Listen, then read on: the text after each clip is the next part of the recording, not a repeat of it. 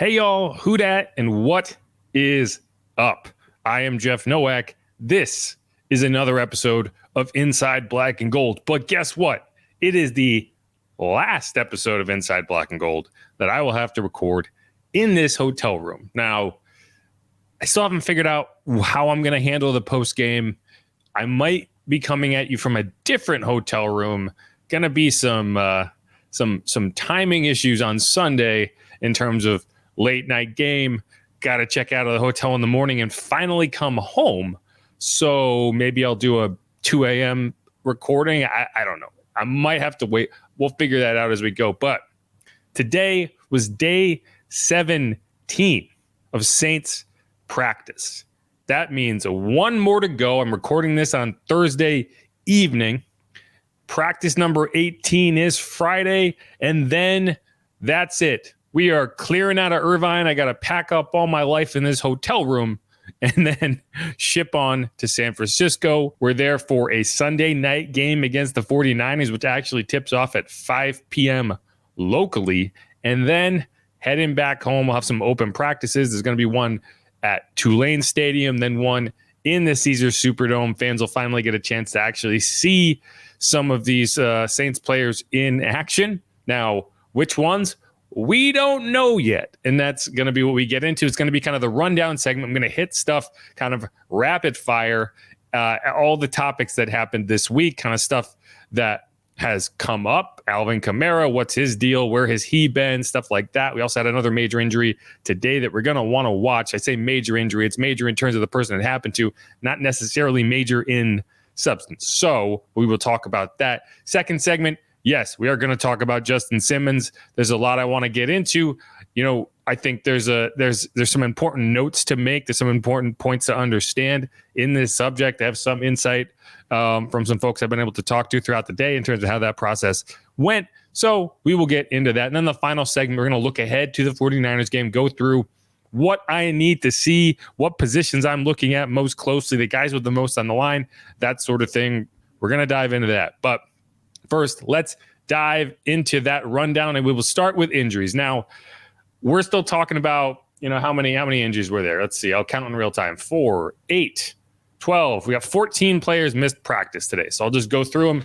Ugo Amadi's got a groin injury. A.T. Perry has an ankle sprain. That's a bummer. Sounds like he'll be ready for the regular season. But the question becomes, has he done enough to make this roster?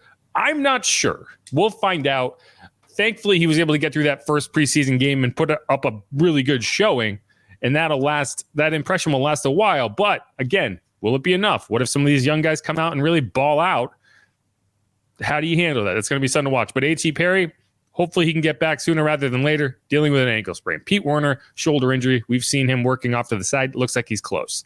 Marshawn Lattimore, still that hip injury. We have seen him ramping up, but it's just not, I don't know how close he is to getting back. Sounds like he's going to be ready for the regular season. That's the hope, but we don't know. We haven't seen him. Kendre Miller still out with that hamstring injury. I'm starting to look at him and say, this is a start the season on IR candidate, right? I don't think you're going to cut him if he's hurt, but at this point, you don't have much time left. How much time will it take him to get back, ramp up into full action? Might make more sense to throw him on IR, save that roster spot, get him up to speed, and hopefully by week 5 he's ready to go. But beyond that, still hard to look at him and see a player that has earned a roster spot, right? So we'll go from there, but not great. Paulson Adebo, still with that groin injury. We have seen him working out. Looks like he's getting close. Millard Bradford, he's been dealing with an injury. He's been out. Alvin Kamara, back stiffness. We'll get into more on that in a second. Mac McCain has been out. Not sure what his injury is. Isaiah Stallbird's dealing with a leg issue. He went down in practice, actually came back, but he has been out. Nick Saldiveri still out with that calf injury, and it seems like it's pretty significant. We have not seen him working off to the side with some of the other players, so I think he's still a little ways off. Lucas Patrick is going to start at left guard, and that was kind of my read going in. Hopefully Nick can at least get back and be a backup early in the season.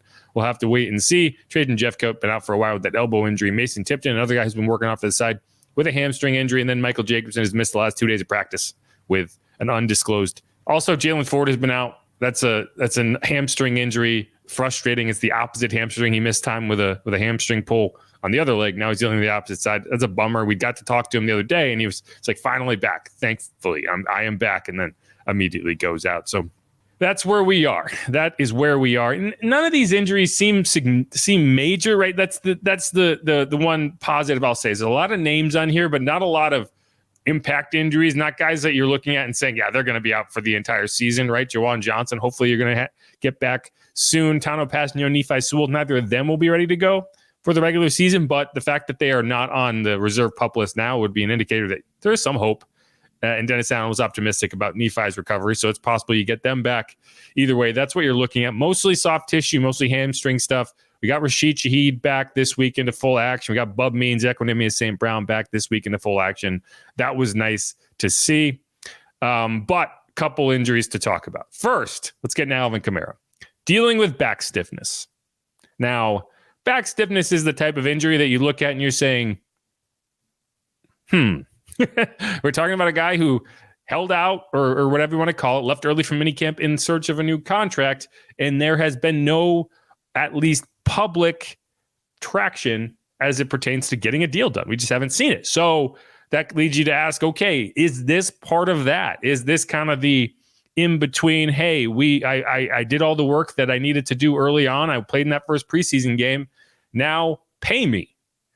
According to Dennis Allen, no. And here's the clip from Dennis Allen today when he was asked about that. His absence is definitely not zero related to contract. At least as far as I know, zero related. I mean, he's got some back tightness. This is something he's dealt with before, so I certainly wouldn't speculate in that realm. Yeah, so he was pretty definitive there. 0% chance that it is connected to his contract situation. Now, would he tell us if it was? Probably not. So take that with a grain of salt, but you have the head coach on record that it is not connected. So if Alvin doesn't come back, and here's the thing, we'll find out if it is. Right? We'll find out if he never comes back from this back stiffness situation, or if he gets a contract extension and then he's back. We'll get an answer there. But for now, hopefully, again, I just have to take the head coach at his word and say, okay, well, looks like it's not related, and we'll figure that out. DA did say, hey, it's something he's been dealing with throughout camp. So we'll have to see how that goes.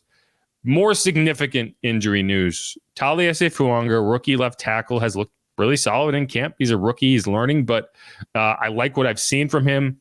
He went out of today's practice. He started practice. He went through walkthrough. He went through stretches and started individual work. Then he left with a trainer dealing with some back stuff, right? So I think this is the time at camp where you're starting to have guys maybe a little sore, and you don't want to have them push through anything that's gonna make an injury worse. So I'm hopeful that that's what it is with Taliese, and he doesn't miss a ton of time.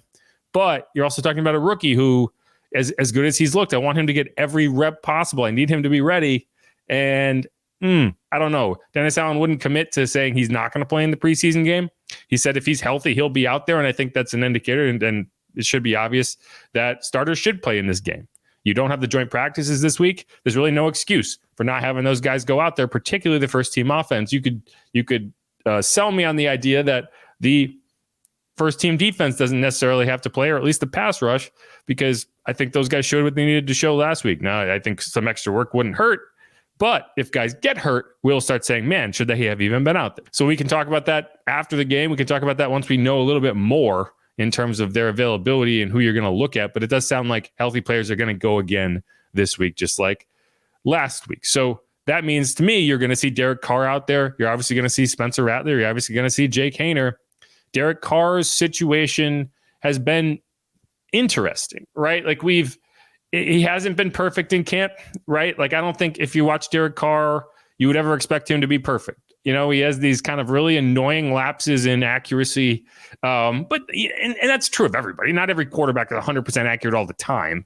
So that's my only issue with the Derek Carr conversation is, okay, he's not going to be perfect. So when he's not perfect, why are we acting like we expected him to be perfect in the first place? That said, he actually did have a perfect completion percentage in a practice this week. He went 11 for 11. The next day he went 14 for 17. That's a pretty solid 2 days stretch. And obviously there's context there that's missing in terms of what the throws were, where they were, but there was some nice completions downfield. It wasn't all check downs. Today he had 2 touchdowns in the red zone, right? One to Rashid Shaheed in the right corner, another to Foster Morrow. He had a shovel pass, which technically is a third touchdown, but I'm going to call that a run play. I also think it was a 2-point conversion set. It's tough to know exactly what they're running. It was from the 2-yard line. So whether it was a 2-point conversion or not, it could have been. So whether you want to call it a touchdown, it was a play that got into the end zone. Foster Moreau, who's had a couple really nice days at camp too, in terms of, hey, he's the only tight end you got that's done anything in a game. Let's see if he can actually impact the games, and we'll find out. But so those 2 days were really nice. Now today, there was not all good, right? Like I think the first 2 sets, there was some inaccuracy, right? Like you're dealing with pass protection that isn't great. You're dealing with Trevor Penning on the right side, and you're dealing with Landon Young on the left side. And the funny thing is, like, we're all going to talk about Trevor Penning. I think if you end up having to see Landon Young starting at left tackle, we're also going to be talking about Landon Young and the depth issues on this offensive line, right? One of the reasons that you look at Trevor Penning and you say, okay, well, maybe you move on from him. With who? Like, who are you putting in? Oli Udoh? I don't think anyone's going to be super thrilled to see him out there either. Like, he's been fine. I think he's a solid backup. I think Landon Young's a solid backup. Neither of these guys are NFL starters. So you're going to have to see what you have there. But that's something that the quarterbacks have to navigate. They have to figure out a way to get it done, because that's what you're going to have to do all season. Right? So there's not going to be an excuse. Derek Carr's day, not great. Again, like I said, I think he missed his first 4 passes on the day. He got things going a little bit as the day went on. It was an interesting practice because they started in pads and then they dumped the pads after the second 11-on-11 session. It was planned. Like, they went in knowing this was going to be the case. It was going to be their 3rd consecutive day of padded practice. They went hard yesterday, so they decided to give them a little bit of a break today, and then they're going to be in full pads tomorrow leading up to the preseason. So it wasn't anything like, oh, we're halfway through, we're playing terrible, we're going to take them off. No, it was the plan. And, the offense seemed to pick it up a little bit when the pads came off.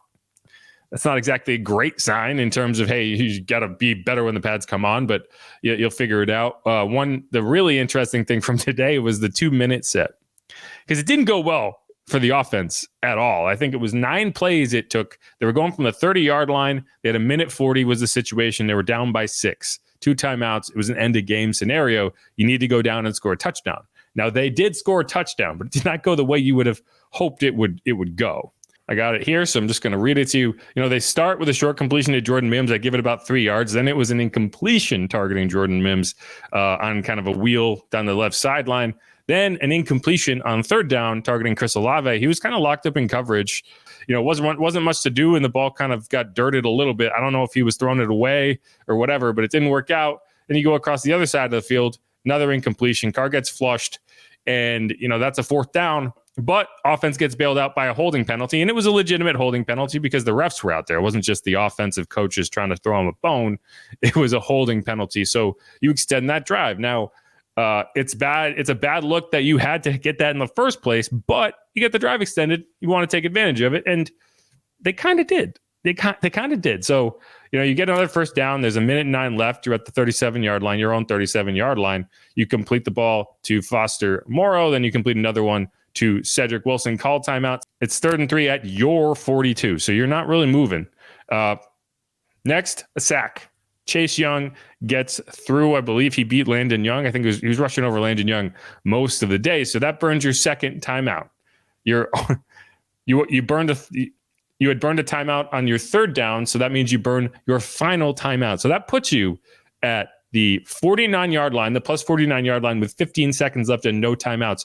Not exactly a high percentage scoring scenario when you consider I can't kick a field goal. I got to score a touchdown.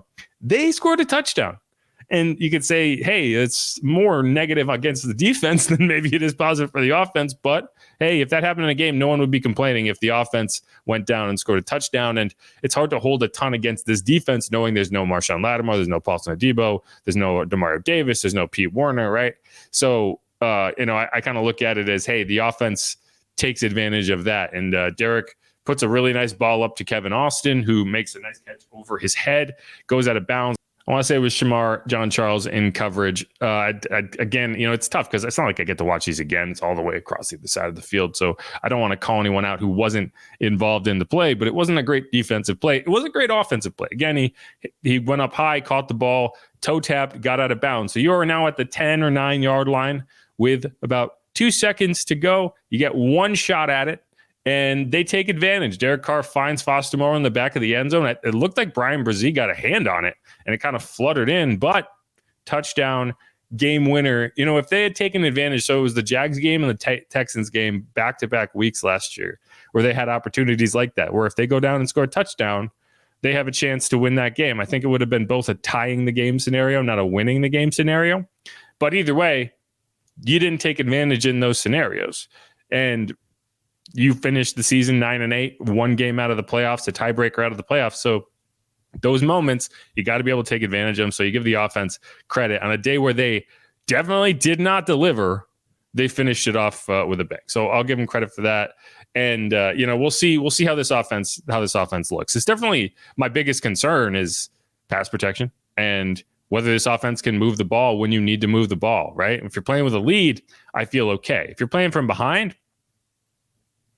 I'm not feeling good about it. Now, what I do feel good about is the defense, particularly the NASCAR package. We talked about that in Monday's episode. We talked about, what was I most impressed with coming out of that game? It was the pass rush. And I've tied, my bold predictions episode. I said, hey, I think it's going to be a top 5 pass rush. I think you're going to be top 5 in the NFL in sacks this year. And a big part of that is the ability to shift Cam inside and rush the pass, also being a plus run defender. I like the fact that, and I asked DA about this, he kind of brushed it off, but I like the fact that if I have to shift a defensive end inside, it happens to be my defensive end that I feel is the best run defending defensive end on my roster, right?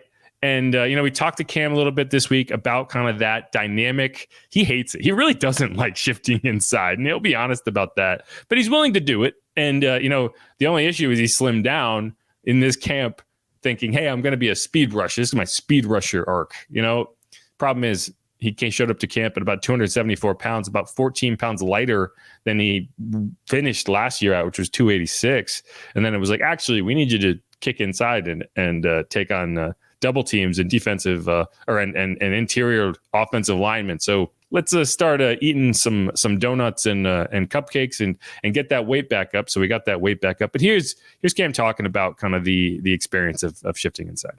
It's not. I would say it's not a huge learning curve because I've dabbled before, but it seems like it's sort of becoming comfortable for me. I have to make it comfortable, and that's the name of the football game: is be comfortable in uncomfortable positions.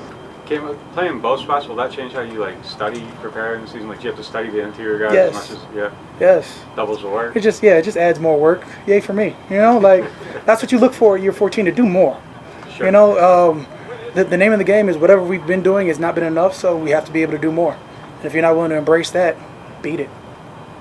Honestly, Cam, though, you've accomplished a lot in this league. Is there any? Do you have to be humble to agree to a move like that? Yes.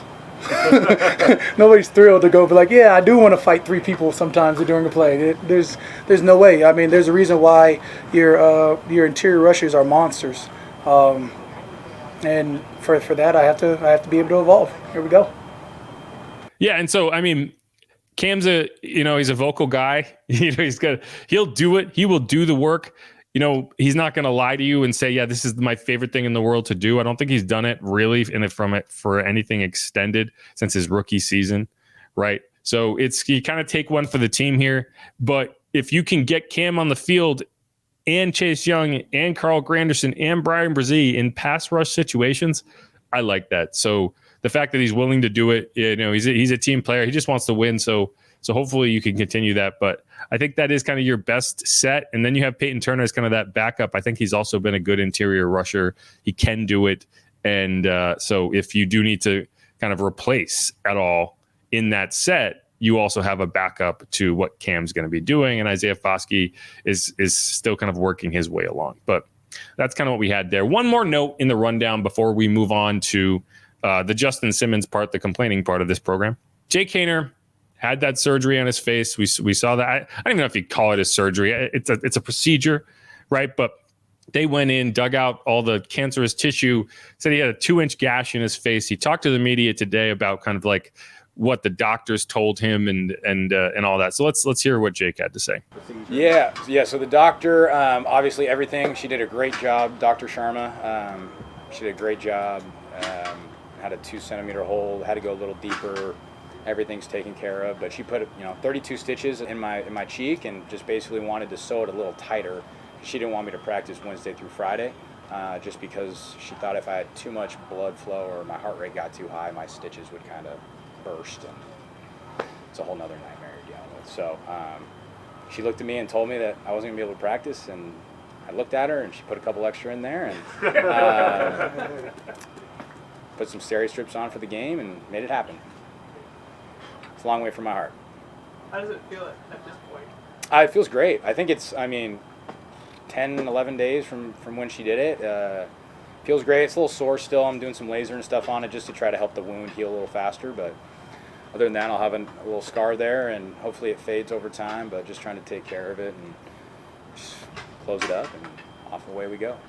Yeah, sounds like a guy who understands that this is a serious quarterback competition and he can't afford to be missing practices. And so, they gave him the suggestion that he missed 3 days of practice. He says, how about 3 more stitches? And they put him in and he went through it. But no, you could see the scar on his face. Looks like it's healing pretty well. So that's always nice when you have to have a gash in your face that it heals well. But, that's not a comfortable scenario that he was in. So you have to give him credit for playing through that. And I think he's played well. I think I still have him slightly ahead in this quarterback competition. We're going to talk about Spencer more in the final segment. But, good for – I appreciate Jake. I appreciate his approach.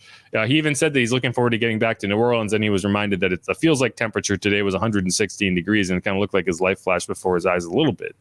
But we'll see how that goes. But that's going to wrap it up. Actually, I lied. One more note. There's no more Xander Horvath in camp. It's only Adam Prentice at the fullback position. So you kind of have your answer of who that starting fullback is going to be on this Saints roster. And you're also going to have Taysom Hill involved there, a guy who has gotten several quarterback snaps. I think, Mike, the count is now 6 quarterback snaps, 1 pass thrown, and it was kind of an extended pass. So I've seen some people saying, hey, they're going to abandon this part of the playbook. They're not. They're using it. Whether it's a shovel pass in the middle of the line, whether it's actually lining up at quarterback, whether it's rolling out and throwing a pass, like it's going to be part of this offense. Actually, I lied again. One more note on Jake Haener.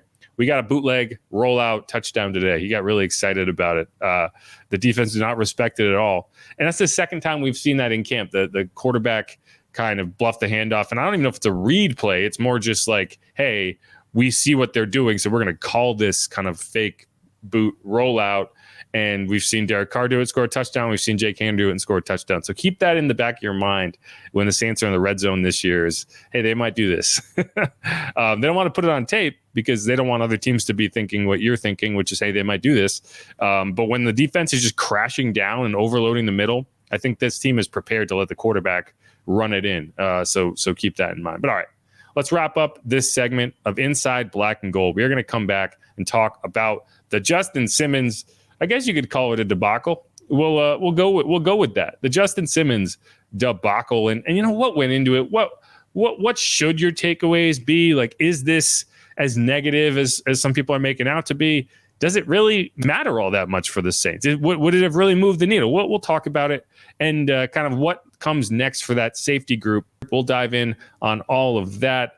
Again, I am Jeff Nowak. This is Inside Black and Gold, the final episode of the podcast from this picturesque hotel room out in Irvine, California. I can't wait to get home and pet a dog and maybe even give my wife a hug or something. Whether if she's even there, who knows? It's impossible to say for sure. But all right, make sure to subscribe. We will be right back. Who dat?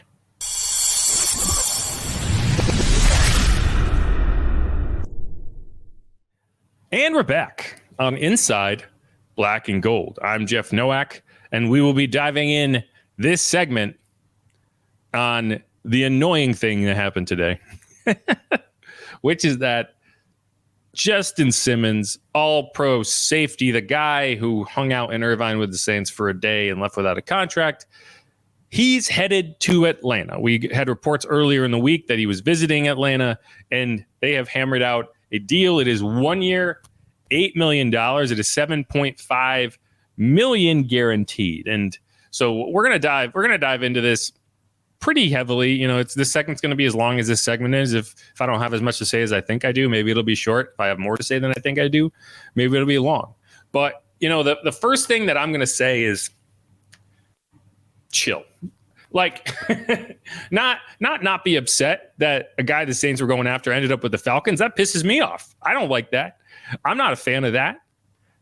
That said, we don't need to treat this situation as if it is an indictment on the entire Saints organization and that no free agent is going to take them seriously in terms of coming here. Like there's a balance here, and we don't need to go off the label on either end. Like I'm not going to sit here and be melodramatic about like, oh, they have no chance to make the postseason because the safety position, which I didn't go into this season having it as one of my big issues. I actually had it graded pretty highly in terms of when I went through all of the positions and kind of ranked them against each other. It was right in the middle. It's not the best position on the roster, but it's also not the worst position on the roster. And that's basically what Dennis Allen said when he was asked about this situation. It's like, would it be an upgrade over the options you have to start next to Tyrann Mathieu? Absolutely. Is it essential that you bring that guy in? Will it really move the needle? That's to be determined. It's all a guess as to how that will work out. Now, the Saints had the connections, right? They had Marcus Robertson, Joe Woods, guys who had worked with Justin Simmons previously. Will Harris was a teammate of his at Boston College. So you would feel like, hey, there should be some level of appreciation for what the Saints are doing. They have a defensive head coach. I keep hearing like, oh, no one wants to come play for Dennis Allen. I disagree. I think there's defensive players want to go play for a defensive head coach. You know who also has a defensive head coach? the Atlanta Falcons. And they also, I feel like, have a situation where, hey, there's a little more hype around it. So, yeah, I don't think that it is kind of out of the realm of possibility that Justin kind of looked at both of these situations and picked Atlantis. And is that what you want to hear? Absolutely not. But these guys get to make their own decisions. Now, the Saints did land Chase Young this offseason, so it's not like you can't get high-name free agents here, but it is frustrating. And so the question becomes, okay, how even of a playing field was this? And, and the people I've talked to and the understanding I've been able to gain of this situation over the last couple of days, last week or however long it's been, I can't even remember. It's all the days melt together out here in terms of how long we've been out here. But my understanding is, hey, Justin wanted a multi-year deal. The Saints didn't want to give him a multi-year deal. They wanted him on a one-year deal. Okay, so if we're talking about a one-year deal, the question becomes, how much were the Saints willing to pay? Now, keep in mind, when you're talking about a veteran safety, a veteran player coming into camp this late, it's almost always going to be one of two things. It is either need-based in that, okay, we have to go get a guy. We do not have an option in terms of we are dealing with a significant injury. We don't have a guy to replace him or whatever. Right? Like you could have a significant need at this point in camp and you lose your leverage in that scenario in terms of what you can offer because you got to go pay that guy. That's not where the Saints are, right? The Saints are in a position where, they have a young player in Jordan Howden. They have two veterans in Jonathan Abram and Will Harris. And are those the best possible options? Maybe not. But do you feel comfortable playing those guys? I think you do. I like Jordan Howden. I think this is just becomes an opportunity for Jordan Howden to play more and develop, and we'll see how that goes.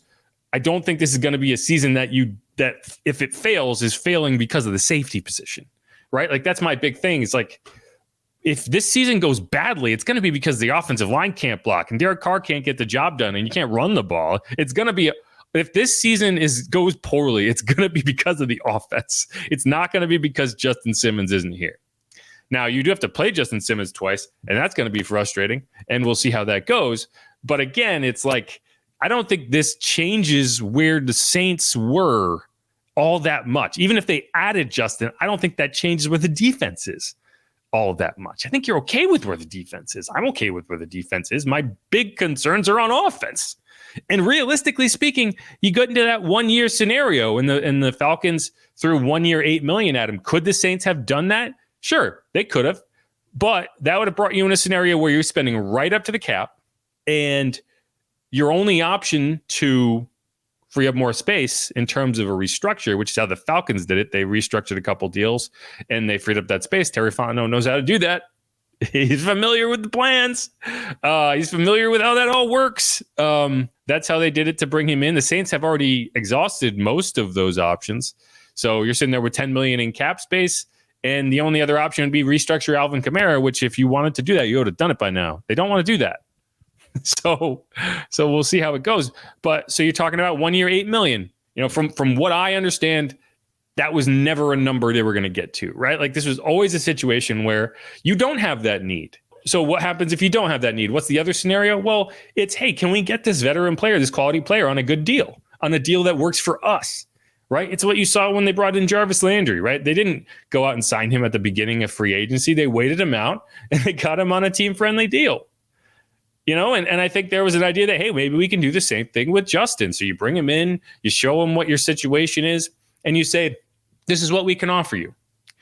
And then he says, hey, I want more than that. And you say, okay, go. If you can find it, go get it, right? Like the Saints, I've talked about that on this podcast. That's how the Saints operate a lot of the times in free agency. And whether you like it or not, they were never going to get into a bidding war for Justin Simmons. So the question becomes, is there a market out there? And turns out, there was one, because Atlanta, at first it almost looked like, Atlanta's just bringing in Justin Simmons to, kind of thumb their noses at the Saints and say, well, we'll keep this guy away from you. But then you look a little deeper, and DeMarco Hellams goes down with a significant ankle injury. So now they have a wide open, gaping hole next to Jesse Bates, and they got to fill it with somebody. And there's a top safety still available on the market. So they go to 1 year, $8 million. I just don't see this. I don't think this is a scenario where the Saints said, hey, we'll pay you that much too. And Justin said, nah, I'm going here. Would he have? Maybe. That's a conversation we can have in terms of like if there was kind of equal footing in these offers and had to decide between Atlanta and the Saints, maybe he picks Atlanta. And I understand why he would. This is a situation where you're looking at the coach and saying he might not be here beyond next year. And I don't know if I want to tie myself to that. I don't know what the answer would be there. It's frustrating, and that's why when you have kind of I don't want to say lame duck head coach, but you're in a situation where if things don't go a certain way, you probably are resetting the deck, and that's not a situation anyone wants to join into. So we don't know. That said, I don't think it ever got to that point. And so that's why when it's like you see all these hardline takes from some folks who, I don't know, are guessing at best in terms of like, he just didn't want to come play for the Saints. I don't know. But again, I kind of look at it as you had an opportunity to potentially bring in a good player on a team-friendly deal. That team-friendly deal went out the window when the Falcons started upping the price. And I think if you had asked me 2 weeks ago whether the Saints were going to sign Justin Simmons to an $8 million contract, I would have said no. And you look at go ahead and look at the salary rankings I would flash them up here to my right. Maybe I will. Maybe I'll do that in editing. I can't tell for sure right now. I put these in afterward. But if you look at the salary rankings for the safety position and you say like, wow, that's such an easy deal to reach. 1 year, $8 million, an average of $8 million. If you look at all the safeties in the NFL by average annual contract value, $8 million would have you tied for 16th with Jabril Peppers. And that's 8 spots ahead of Tyron. Tyron's about $6.9 million per year. So in order to bring in Justin Simmons on an $8 million contract, you would have to make him one of the top 20 paid safeties in the NFL. And he would suddenly be making more than Tyrann Mathieu, the guy who you have on your roster as the leader of that safety group. It just doesn't, the math doesn't math there. Like you have to look at the positional value because that's a big that's not a nothing contract at the safety position. Like you look at running backs and you look at safeties. These are 2 positions in the NFL where guys aren't getting paid like that. So like that is a significant contract at the safety position, right? And I don't know, like I just don't see that as somewhere that it would have made sense for the Saints to go in. And I had someone come at me on Twitter and say like, "Oh, you're just carrying water for the organization." I'm like, I don't think that's what's happening. I think you're talking about a situation where you go in, and I've said I'm not exactly a fiscal responsibility candidate, but I came into this season with a pretty strong feeling that you should go at the cap decisions a little more sensibly than you have in the past. You should be kind of doing a soft reset of your salary cap. And in order to do that, you're not making these all-in type decisions. The Falcons are all in. They are. Terry Fontenot's all in. Terry Fontenot doesn't have the luxury of sitting back and saying, yeah, we're going to figure it out. Well, we don't have a starting safety, but we'll find out. No, you went and you signed Kirk Cousins to a big contract, and then you turned around and drafted Michael Penix. If Kirk Cousins doesn't pan out, Terry Fontenot's not going to ever find out whether Michael Penix is the answer. Terry Fontenot's gone if Kirk Cousins shits a brick over there. And so like they do have a situation where you're going all in. For the Saints, I think you have to slow play it because you're not sure what this team's going to look like next year. If things go a certain way, yeah, maybe you build on it. If things go a different way, yeah, maybe you're firing everybody. I don't know. But it's not a situation where I want to go in and sacrifice any cap flexibility that I have for what would be a reasonable upgrade, not a huge upgrade. That said, anytime a free agent that you are trying to get goes to the Falcons, it feels like a massive loss, and it sucks for the Saints. It looks bad. The optics of it are terrible. Whether you come at it from the perspective of like, yeah, they probably shouldn't have done it in the first place, the optics are awful.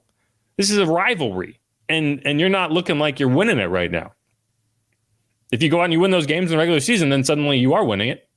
And I don't think Justin Simmons joining the Falcons is any guarantee that they win those games, but you're going to have to wait and see. So that's kind of where I land on it.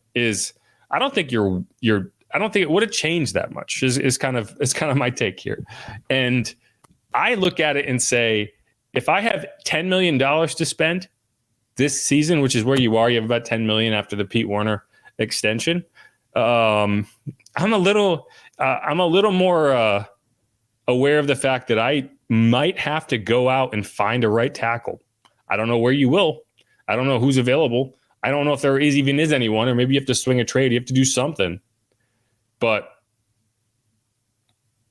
I can't be in a situation where I have to make that move. I have to make a decision there, and I can't because I'm cash strapped after a over market contract for a guy who has been sitting on the couch to this point.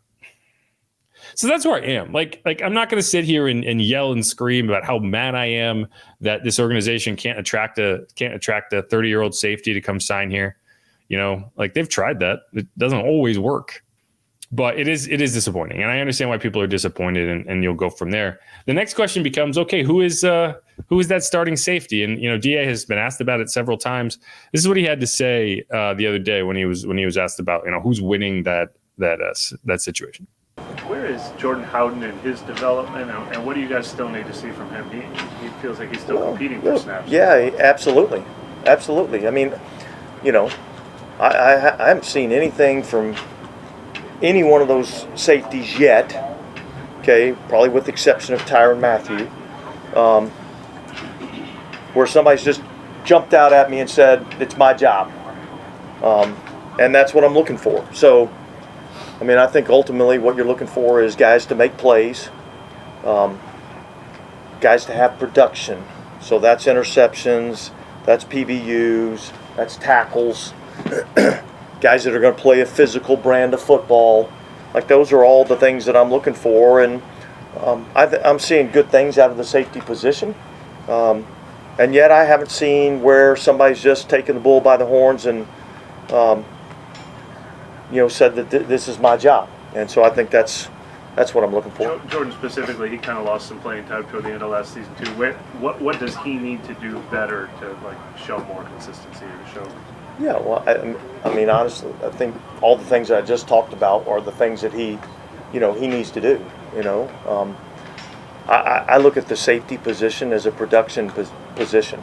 I'm looking at that position as and in particular the way that we play and whether it be our quarters coverages or down safety coverages, whatever the case may be, that position is a position that should have tackles, should have PBUs, should have opportunities for interceptions, and so those are the things that I'm looking to see. Yeah, so it becomes an open competition, and that now is a position that you go into the second week of the preseason, third week of the preseason, and you gotta find someone. Someone's got to go out there and win it, and it's not going to be Justin Simmons. We know that for sure. The Falcons also added Matthew Judon, so they're going to get all the hype. Like they're going to get all the hype, and we'll see how that goes for them. It's not a scenario that worked out for the Saints last year. The Saints were in the same position in terms of, hey, you're adding a quarterback. Everyone's excited. You're doing this. You're doing that. They fell flat. So we'll find out. We'll see if Raheem Morris has the juice in his second coaching tenure, the way he didn't in his first coaching tenure. And we'll go from there. But definitely not a great day for the Saints. It's not. And you look at the Saints and you say, hey, I see a lot of red flags right now. And if they can't prove that at least some of those red flags are not merited, the season's not going to go the way you want it to go. But for now, you haven't lost any games yet, so there's still a chance you go undefeated. I think I just lost every subscriber to this podcast after that sentence. All right, y'all. My brain is toast, but we'll be coming back for one more segment here on this episode of Inside Black and Gold. We are now transitioning from Jesse Simmons and Justin Bates. Justin Simmons hate podcast as opposed to a Justin Simmons fanboy podcast. It's a subtle difference, but it's important. And we'll go from there. But all right, thanks everyone for listening to my my 10-minute sermon there, and we'll come back. We're going to talk about, okay, what positions are we watching? What do we need to see? Who needs to step up? Who needs to show that they deserve the job that they are kind of walking into? And what could come about in this final preseason or in this second preseason game? We'll dive into all that and more. This is Inside Black and Gold. Stick around.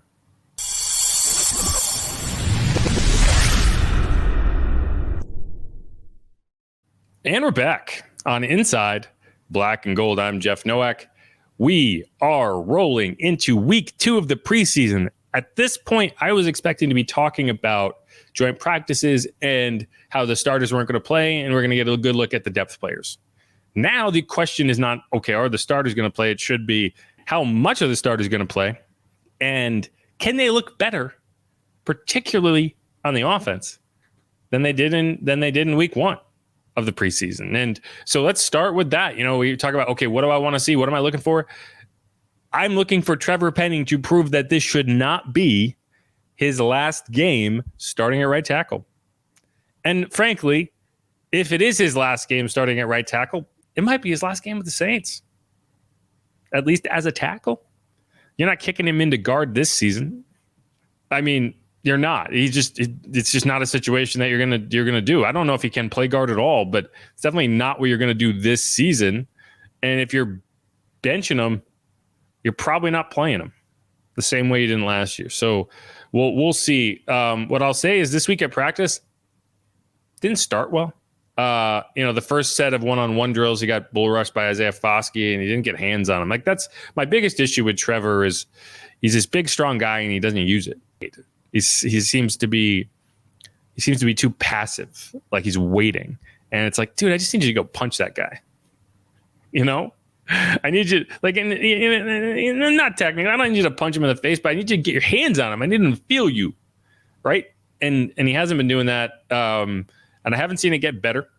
Now, it's tough to watch everything that's going on in these practices because they're in the trenches. Like, I don't get I don't get tape to kind of go back and watch in slow motion to see what did he do, what didn't he do. He's been getting beat. And it's been affecting the offense. Now, what I would say prior to this is, hey, you can help him with a tight end, with a running back chipping. Now, the problem becomes if Taliese Fuaga is out, like we talked about in the first segment, can't help both sides. You can't send a chip on both ends of the line. You can hide one tackle. You cannot hide 2 tackles. And I would argue that Landon Young, as a starter, makes me even a little bit more nervous than Trevor as a starter. And that's tough to say because I like Landon Young. I think he has a good skill set as kind of a fill-in backup guy, swing tackle. I don't think he's a starter in the NFL, and at least not right now.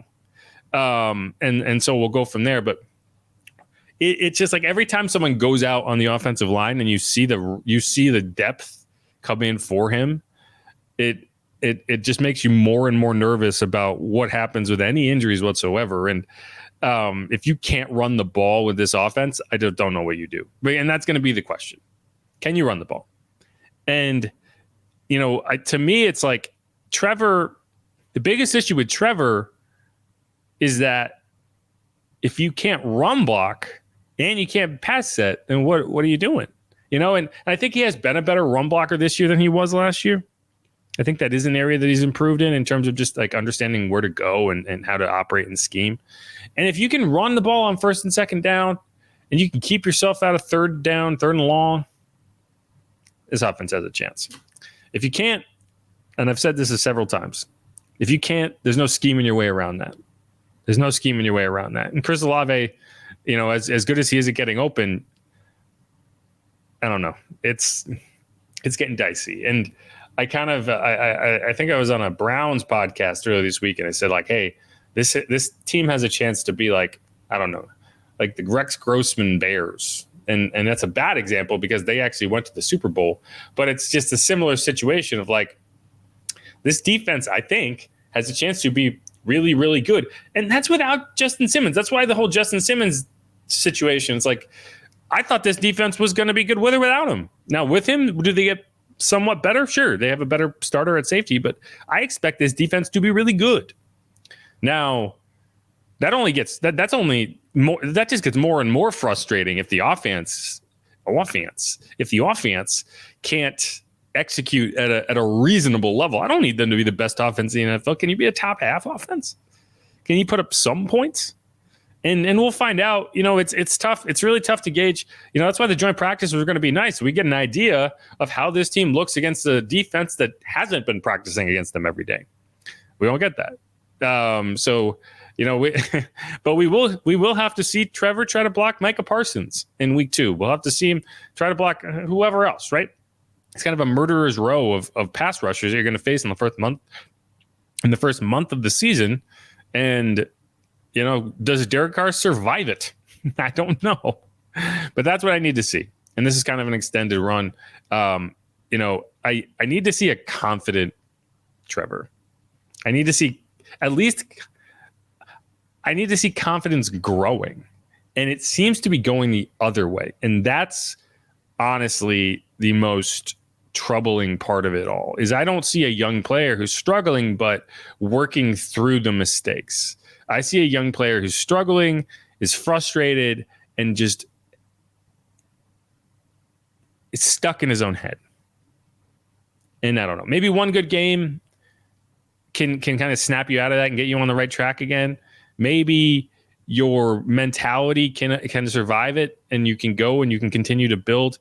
Jeff Duncan, who's out here, has a good example to point to in Jonathan Stinchcomb, who was a second-round pick, didn't start a game for his first 3 years, then ended up being a Pro Bowl tackle in the NFL. It happens. I don't think Trevor's Jonathan Stinchcomb, but we'll go from there. Either way, this is a massive game for him. And I think the reason it's a massive game is because if you do have to go a different route, you can't wait. You have to have time. You have to give that guy reps. The worst case scenario to me is you go through week 1, you get blown off the line, you get destroyed, you lose a game that you objectively should win because the offensive line can't protect, and then you are making an adjustment heading into week 2 and giving a guy no training camp reps as with the ones, or at least not anything significant, and expecting him to go out there and survive in week 2 against Micah Parsons. That's the worst case scenario. So we'll find out, but it's got to be this week. I need to see something out of Trevor this week. And it doesn't have to be perfect. Heck, I have no expectation it's going to be perfect. I need to see it be better. I need to see him improve, and we'll go from there.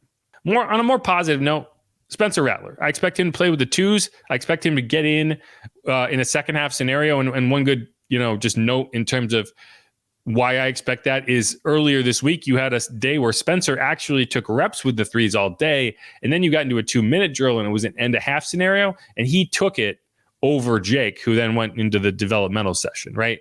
And that's not an indictment of Jake. It is, to me, a scenario where this is where he's going to be playing in this game. So I want him to get work on that end of half scenario because he might have to run it. We saw Jake run an end of half scenario last week and he executed. So if you put Spencer in that similar position, you want to see him execute. Now, maybe not 40 seconds and one timeout from your own 10-yard line. That's a tough scenario to be in, but we'll see. Either way, I think, you saw a productive Spencer in that game. You're going to take somewhat of a step forward in terms of, okay, now you're going against the twos.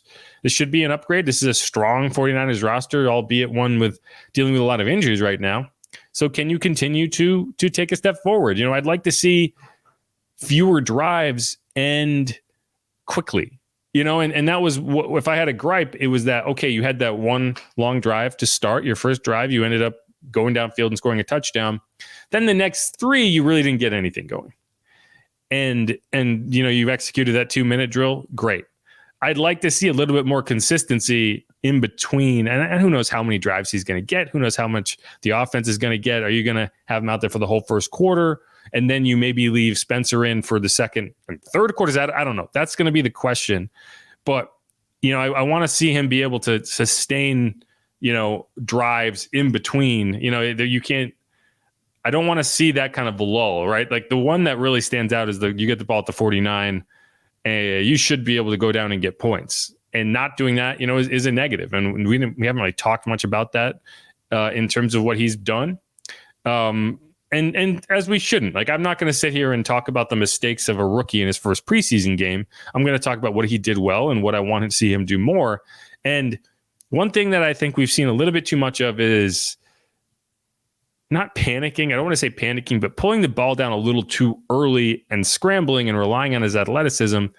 That's always going to be there, especially in a preseason game where, you're just working on stuff. I don't want to see you scrambling. I want to see you extending, use your athleticism to extend a play and find someone rather than trying to run the ball. First of all, I don't want you to get hurt. And that's a good way for a quarterback to get hurt, especially a smaller quarterback in a game that doesn't matter. And second, it's just like, that's not always going to be the answer. And especially in like a 2-minute scenario, I've seen him scramble too many times in 2-minute scenarios for my liking. Because I'd rather you throw the ball away than scramble for 3 yards. Right. And that's something that, I think there's a balance there, but just those small details, managing the time on the clock a little bit better. Like that's one of the gripes I had was the end of game scenario. You're in the 2-minute drill so well. And then that last like 10 seconds where you should be able to just run the clock down and kick it with no time left. You weren't able to do that. So those kind of just, procedural things like understanding, how long you can stay in the huddle and getting in and out of it, not having like to take timeouts because you're not getting to the play time, because you're not getting to the line fast enough, that type of thing. That's what I want to see out of Spencer. But he's had kind of a weird week in camp, right? Because he's dealing with that thigh bruise. I don't know how much of a problem that is currently as you get into the end of the week, but it does look like something that impacted him on Tuesday in particular. He just didn't look right. Like he just looked like he was laboring a little bit. He had probably his worst day at camp. He seems to have picked that up a little bit better over the last couple of days. He had a nice touchdown to Bub Means, and we'll see how we're going. But I think this is going to be, I don't know if it's going to decide the quarterback competition this week, but, I think if either of these guys goes out and falls flat on their face, that's going to put you behind the 8 ball a little bit in terms of, okay, can I trust you when the lights come on? And we'll see how that goes. But that's the other thing. Can Spencer Rattler kind of prove that he should be the guy and avoid proving that he shouldn't be the guy this year? All right. As we mentioned, which safety wants to be that starter? Who's going to take it? DA said it multiple times. I need someone to show me that that's their job. So where do you do that? In the preseason. I want to see someone make a play. I want to see a turnover forced. I want to see, pressure. I want to see big tackles. I want to see tackles in space, right? I want to see action. And so those guys are going to have to prove something to me. I think they're going to get good run. And that trio of Jonathan Abram, Will Harris, and Jordan Howden, I think they're all going to be on the roster. And it's just going to be a question of who's getting that primary role next to Tyrann Mathieu. Right now, I would guess Jonathan Abram, and he's kind of been my pick throughout camp just in terms of the veteran who you'd maybe trust a little more, but Jordan Howden has more of an X factor to him, and I want to see him hit, and I want to see him be aggressive, and we'll see. But that's the other thing. And then one more, Samson Nacua. I'm starting to wonder, based on his usage in that first preseason game, whether maybe the team is trying to hide him a little bit because I think they like him. I think they like him a lot. And they might be trying to stash him on the practice squad. And so, like, why aren't you getting this guy reps in situations that maybe that would make sense to get him in? Because, hey, if Samson Nakua goes out there and has a big game, you know what everyone's going to be talking about? Oh, my God, it's Puka's older brother. He's having, in most cases, you would have a guy that is like the fringe roster guy go out there and have a big game, and people would be trying to pronounce his name correctly, and it would be a problem. If it's a guy named Nakua, it's going to make national headlines, and suddenly everyone's going to be looking at Samson Nakua tape. So I don't know if that's definitely happening, but I start to wonder because, why are you showcasing Kevin Austin? I don't know. But if Samson is out there a little bit more this week, I'd like to see him make some plays, and I'd like to see him on special teams in particular, because that's what he's going to have to do to make this roster. Kickers, punters, that's going to be a big one. That's always an interesting one in the preseason. I thought Matt Hayball, like anytime I give someone grief for a specific thing and then they go out and they improve on it, I always want to mention it. And that's what I'm going to say. Matt Hayball, I gave him a hard time about the going in punts. I need you to pin teams inside the 20. And anytime you're not doing that, that's a problem. That's lost yardage. And he did that twice in terms of, hey, you had one kick that should have been pinned deep and it went to the end zone. That's a negative result. You had one kick that should have been inside the 20 and it got returned out to the 25. That's a negative result. So that's kind of where I land on it. But today in practice, you were working on the going in punts, and he had, I would say, 4 out of 5 of them were in a good spot. One of them, I think Kool-Aid McKinstry muffed. And that's not great. You don't want to see that, but I think part of it was the punt itself was able to force him to move. A lot of these guys, I think Cedric Wilson, he had to go back further than he was expecting. This was a bit of a longer kick. I think he was kicking it from the 40, and Matt got it inside the 10. And I think, Cedric, he caught it, but he was like, God damn, I got to keep going. So he has that. He has the cannon leg. I need to see the precision. And whether he's the Saints punter or not, that's something that he needs to show. Blake Grupe, Charlie Smith, I think that competition's still going on. We'll see if maybe they get some more opportunities in this game. If the quarterbacks can get in the scoring range a little bit more often, maybe give him a long kick. Wouldn't hate it. And then one last thing, Rashid Shaheed. We didn't see him in the preseason opener. He is back out to practice this week. And I just feel like Rashid's presence in this offense across from Chris opens up so much. Now, I don't know how much you're going to be doing with Chris and Rashid. I don't know how much actual scheme you're going to show, but you can see it in practice. Like, just having him out there opens things up, and you can get him the ball in space and let him run. He's just impossible to run with. He just moves in a way that other people can't move. And whether that's attacking deep and opening things up underneath, whether that's a crossing route where guys are going to have to go with him. The only issue on crossing routes is that timing is tough because he's so fast that, you got to be able to get him the ball. It's not you put that ball on a different location for him than you might for anybody else. So that's just the type of timing and accuracy that I want to see. And just in general with the quarterback and the wide receiver, I want to see these guys time things up better. Because that was when I look at, okay, why wasn't this third down ball caught? Why was this deep ball off? I think a lot of it is not necessarily location. It's understanding this is where he's going to be and this is where the ball needs to be. And that's something that you gain through reps, right? Like I think we take for granted sometimes how difficult it actually is to throw a ball 30 yards downfield to the spot that someone's going to be in 5 steps. Right? Like, you're throwing with anticipation. You're not just throwing to a guy who's standing still, right? You're throwing to where that guy's going to be because there is a guy trying to pick the ball off, right? And when it works, it looks so easy. And it looks like something is like, of course, do this every time. But that takes practice and that takes reps. And so we'll see if maybe they can do that a little bit better this week, because that was something that I think last year you didn't get enough of until later in the year. And by that point, obviously, you didn't win enough games. You ended up missing the playoffs on a tiebreaker. So that's the thing. I want to see, can Trevor Penning prove that he should get more time at right tackle? Can he? That's the question. Can Spencer Rattler show that he is the guy? He should be the guy as that backup quarterback. Which safety can win that job across from Tyrann Mathieu? Who can make some statement plays and say, this is my job? Can Samson Nakua prove that, hey, I should make this roster or at the very least become a practice squad guy? Well, I think that's something that maybe we'll see or maybe we won't. I think going into some of the last preseason games of Rashid Shaheed's rookie season, I was like, oh, we'll definitely see Rashid returning kicks. It's just something that he's a return ace. Of course, he didn't.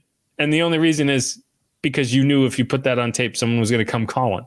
And you don't want that. So we'll see how that goes for him. And then, as I mentioned, I want to see Rashid. I want to see Chris Olave get on the same page with Derek Carr, show some of that timing that you should be developing at a higher clip this year. And obviously, timing's a lot easier to have when you're not running for your life. So the offensive line protection is a big part of that.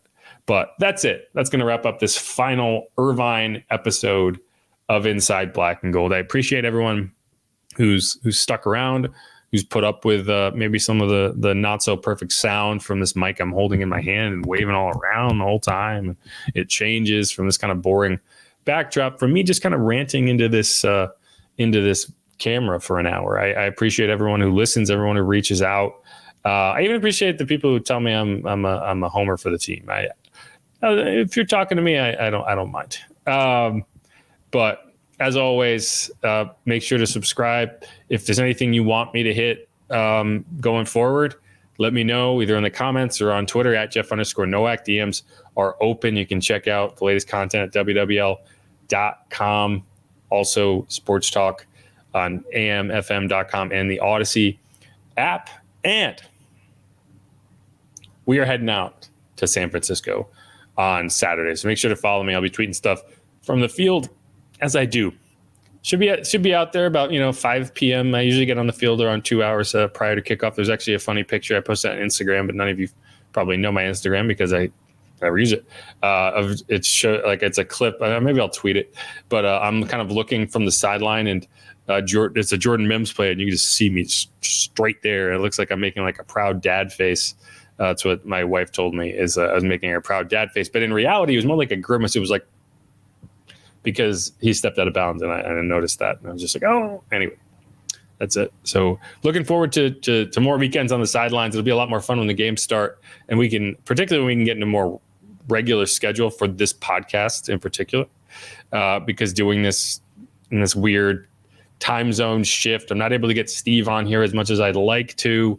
I'm not able to react to stuff as quickly as I'd like to. I'm not able to edit the episode as quickly as I'd like to. So I'm hopeful that we can get more into it. But again, 30 of this podcast, I appreciate everyone, particularly if you've been here since the beginning. I know there's been some fits and starts, and we haven't always hit all the marks that we want to hit. But again, it's humbling that anyone watches this at all, anyone listens to this at all.